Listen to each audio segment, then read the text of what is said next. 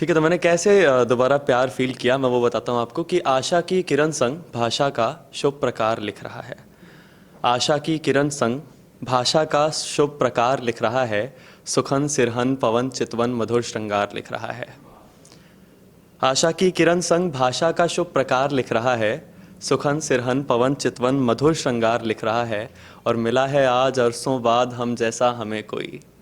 मिला है आज अरसों बाद हम जैसा हमें कोई। कहें अगर सत्य दीपक फिर दोबारा प्यार लिख रहा है। फिर किसी के आने के बाद ऐसा फील हुआ कि बहुत ज़्यादा अचानक से हो जाता है ना कि कई बार आपको बहुत ज़्यादा अच्छा लगने लगता है, ऐसा लगता है जैसे कोई अपना मिल गया है, बहुत ज़्यादा अच्छा लगता है। तो कुछ प्रॉब्लम होती थी, जैसे कि जब अलग हो रहे हैं, जब एक दूसरे से दूर जा रहे हैं, मिलने के बाद मुलाकात ख़त्म हो रही है, तो कुछ बुरा लगता था, ऐसा लगता था जैसे उनके अलावा और भी बहुत कुछ चला गया खुद के अंदर से। ठीक है, मैंने उसमें 4 लाइनें कुछ और लिखी उनकी तारीफ़ में कि मुलाकात ख़त्म हो तो दिल ये मलाल करता है। मुलाकात ख़त्म हो तो दिल ये मलाल करता है और तुम ना दिखो तो पल पल सवाल करता है। और एक तो सूरत भोली दूसरा और गज़ब। एक तो सूरत भोली दूसरा और गज़ब, तुम्हारे चेहरे पे तिल ये कमाल करता है। फिर मैं उनको मेट्रो तक छोड़ने जाता था तो उनका एक सवाल होता था कि मुझे आप खड़े होकर देखते क्यों रहते हैं, आप जाते क्यों नहीं हैं। ठीक है, तो मैं उस समय उस बात का जवाब नहीं दे पाया था। मैं अपनी कविता के माध्यम से यहाँ जवाब दे रहा हूँ। एक छोटा सा गीत लिखने की कोशिश की थी मैंने। सुनिएगा कि गिनती के दिन ही बीते हैं जब से जीवन में आई हो। गिनती के दिन ही बीते हैं जब से जीवन में आई हो। आकर्षण हो ये या ना हो, शायद ये प्रेम बुनाई हो। गिनती के दिन ही बीते हैं जब से जीवन में आई हो। आकर्षण हो ये या ना हो, शायद ये प्रेम बुनाई हो। धीरे धीरे तुम आँखों से जब ओझल होती जाती हो। धीरे धीरे तुम आँखों से जब ओझल होती जाती हो। आँखों में मेरी तुम राधा सी छवि सोहल होती जाती हो। आँखों में मेरी तुम राधा सी छवि सोहल होती जाती हो। और जाने के बाद तुम्हारे मेरा कोई ठिकाना नहीं होता। और तुम्हारा जाना सिर्फ तुम्हारा जाना नहीं होता। आगे मैंने लिखा कि अब तक तेरे संग सहेजे उन लम्हों की यादों में प्रेम की स्वरचित वर्षा की है मेरे जीवन में भादों ने। चलते चलते मैं न जाने कहाँ आ गया हूँ। है ये सब बेहद खूबसूरत, मैं बस इतना बता दूँ। हाँ, मैं ये सब कह रहा हूँ, मुझसे जताना नहीं होता। और तुम्हारा जाना सिर्फ तुम्हारा जाना नहीं होता। तुम्हारे अंदर का बचपना मुझे बहुत पहचाना सा लगता है। तुम्हारे साथ होकर ये दीपक भी खुद को बचकाना सा लगता है। तुम्हारा होना या होने का ख्याल भर मुझे पूरा कर देता है।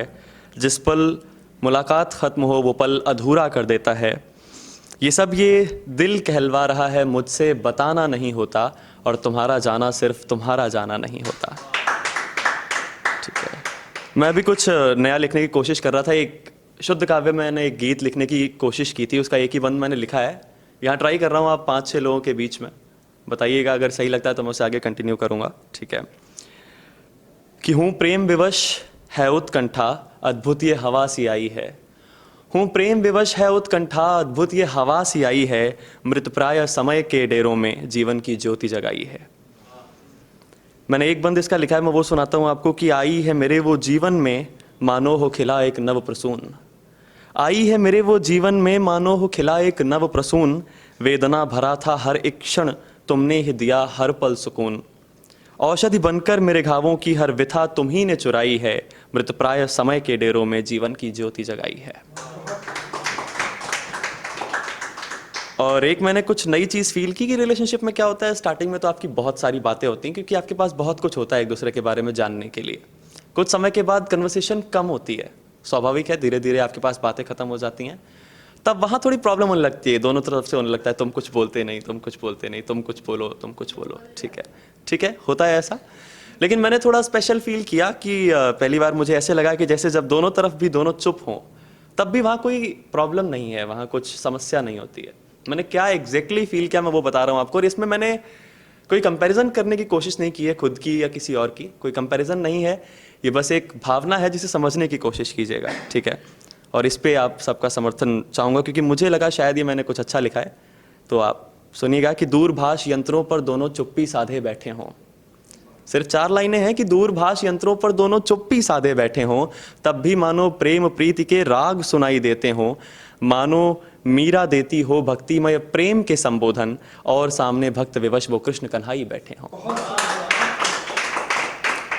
ठीक है। और अभी कुछ टाइम पहले मैंने लिखा कि लगा था जिंदगी में बहुत गम मिल गया, लगा था जिंदगी में बहुत गम मिल गया, ख़त्म ज़िंदगी करूं मैं वो दम मिल गया।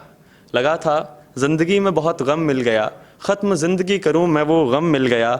तब सहसा एक दिन सब बदला आई पुरवाई, आंसू सब धुल गए सारे बस थी खुशियाँ छाई।